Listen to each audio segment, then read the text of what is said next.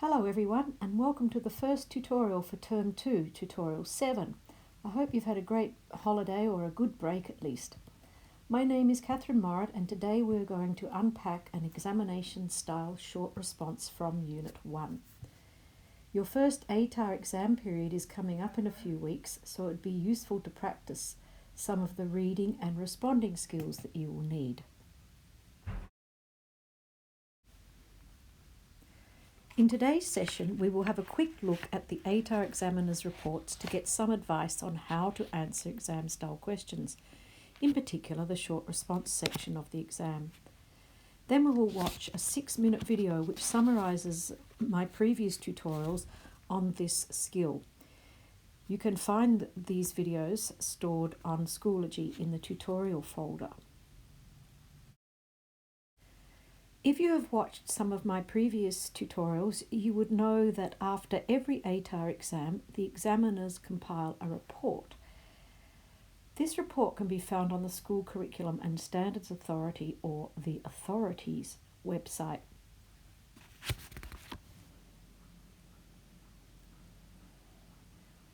Today we're going to focus on one important point. The examiners say, you must read questions fully and ensure you understand the meaning of the verbs used in the question. You need to know the difference between a question requiring you to name or identify to one requiring you to describe or explain. So in this session we will focus on this piece of advice. The examiners say this sort of thing every year and in every science subject. The next slide includes a 6-minute video that explains how to use the operational verbs used in questions to answer questions to the correct depth. The presenter is Paul Lewins and he makes videos explaining physics to students in New South Wales.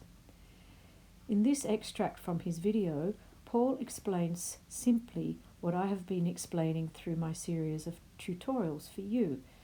So have a listen, and I stop the video at the end because he goes on to give a physics example and we of course will do a biological example.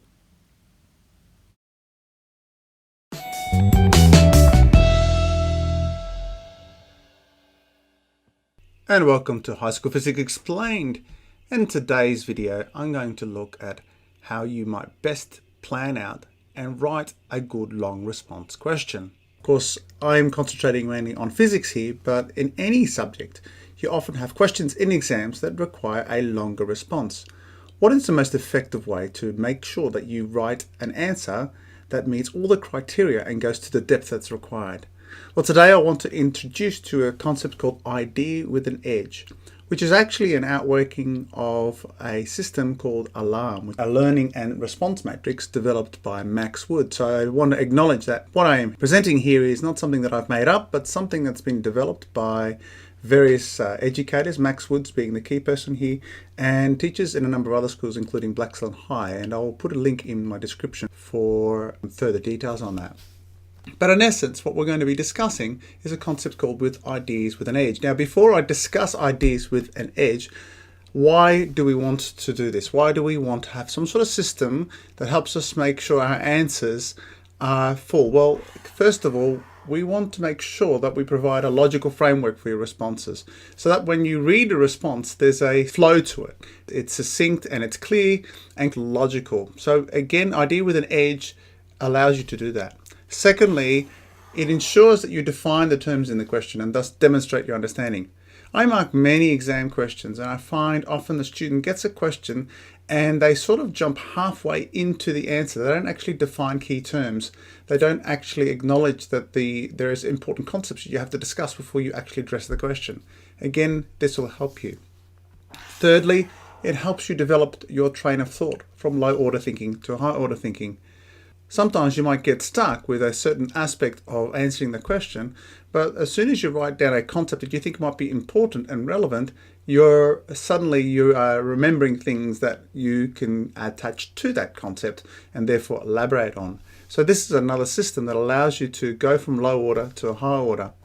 And lastly, it ensures you actually answer the question as it's written. Too many times I have a student answer a question that may ask to explain something, and all they do is identify key terms, and as a result they don't get the full marks that the question deserves. So again, this idea with an edge allows you to make sure that you actually answer the question that is provided to you. So let's go through each of the points and each of the scaffold. And the first thing the I stands for is identify. Identify just refers to the idea of recognizing something and naming something. So if your question simply asks you to identify something, that's all you need to do. But often you need to go further. So the question might ask you to describe something. Now, what is describing? That's clearly more than just identifying. It's identifying what you have and then providing characteristics and features of what you've just identified. So if you have to identify two things in some sort of concept, you then may have to describe each one of those and provide characteristics and features. A higher level is explain. Now, explain is high level because it's not just about identifying and describing, it's relating the cause and effect. I say this to my students all the time. If you ask to explain something, you have to somehow talk about cause and effect. So you're talking about relationships, providing the why and the how. Of course, you can't do this until you've at least identified and described. Fourthly, your question could be asking you to assess. Assess is a much higher level of cognitive processing. What is assessing? Well, you're making a judgment of value, of quality, of outcomes, or results, or size. Again, if you are answering a question that is an assess question, you would actually go through each of these things first before you assessing. Finally, the E stands, and this is where the edge comes in, is evaluate. And what is evaluate? Well, you are making a judgment based on a certain set of criteria. You're determining the value of. What I'm arguing here is that as you go from identify down to evaluate, you're going from low order thinking up to some considerably higher order of thinking. But I'm arguing here that when you answer a question, and let's say it's asking something like you have to assess something, you don't start with assessing. You actually start with the concept of identifying the various aspects that are involved in the question. You would then describe, then explain, and only then assess. Now let's have a look at it at a slightly different format, but basically saying the same thing. If I have a question that is requiring identifying, I'm just looking at the main component. That's all I may need to do. But if my question says describe something, then I do the identifying and then go on to the descriptions of the thing that I just identified. If I have to explain something, I don't jump straight into the explanation aspect. I identify the key terms, I describe those key terms, and only then do I then talk about explanation, the cause and effect. What if the question was to assess or analyze? Again, I would start off by identifying, then describing, and then explaining, and then talk about things such as what is the impact and how does this relate to the set of criteria. And at the highest level, you may ask to evaluate. Again, I want to see that I am not short-circuiting the question. I actually go through each of these steps before I decide to look at the extent of the impact and so forth. Now, to make this a little clearer, I'm going to now use two physics exam questions and show you how ideas with an edge might work.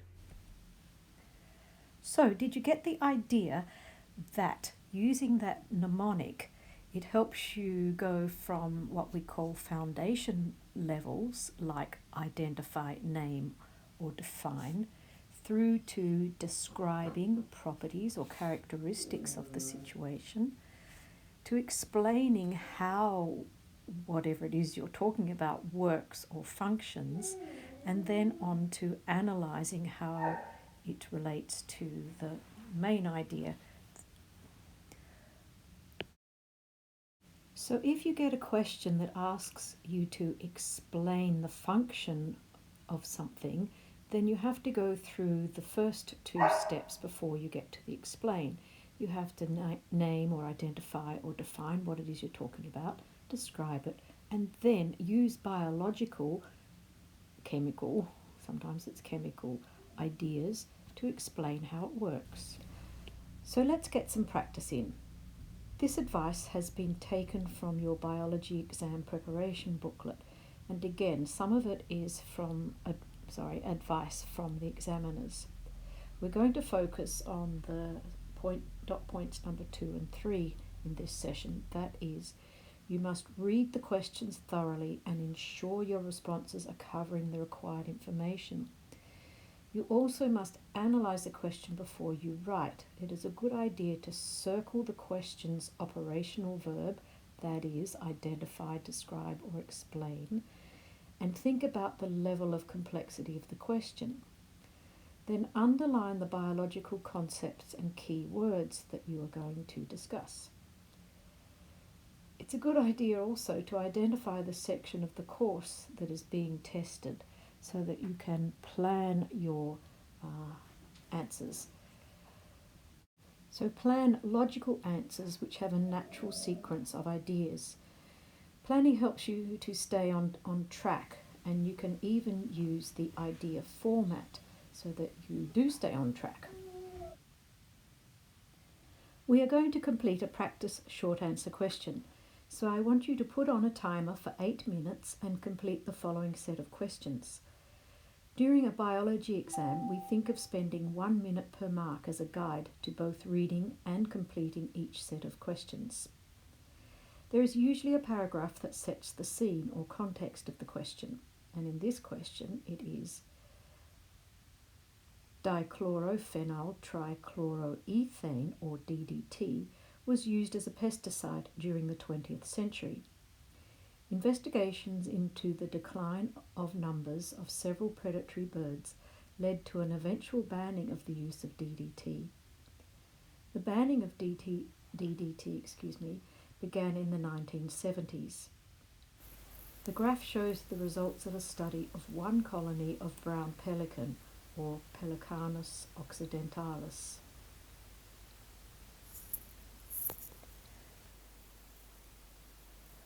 Question A. Brown pelicans eat fish. Explain how DDT enters the body of the pelican and why it then accumulates in the body of the pelican. For 4 marks. Question B. Explain how laying thin-shelled eggs can affect the pelican population. For 2 marks. Question C. Explain why there were still relatively high levels of DDT in pelicans for a while after the use of DDT was banned in many countries. 2 marks. We will go through the answers in the next few slides. Actually, this question is an example of how the objectives from the Human Endeavour section of your syllabus may be used as a context for exam questions. The objective reads, human activities that can affect biodiversity and can impact on the magnitude, duration and speed of ecosystem change include examples of this, that, the other and biomagnification. So that's a little clue as to how to answer the question. So pause the video, put on a timer for 8 minutes and complete the following. We'll see you at the end of it.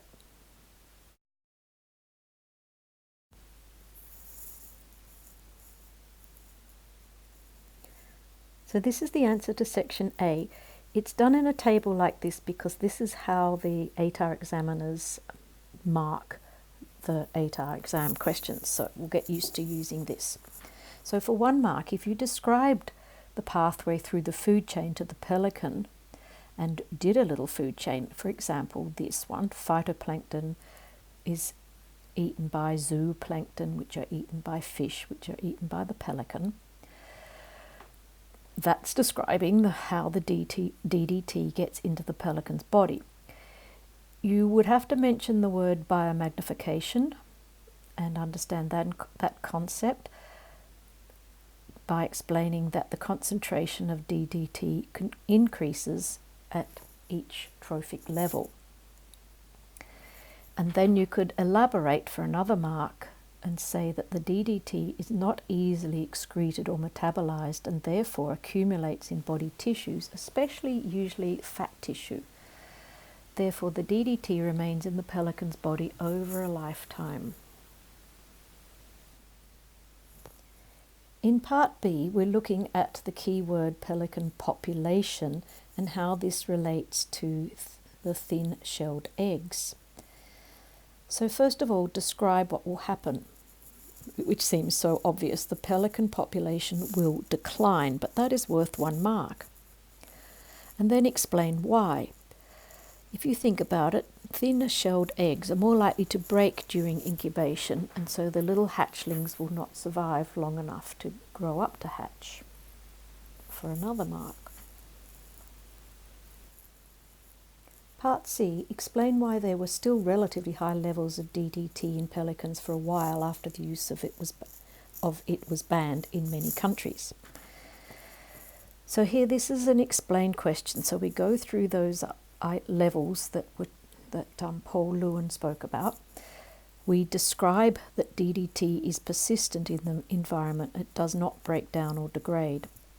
And then we explain that even though the use of DDT was banned, it would still be present in the environment. And pelicans eat the fish, and DDT accumulates in their bodies. So that is worth 2 marks.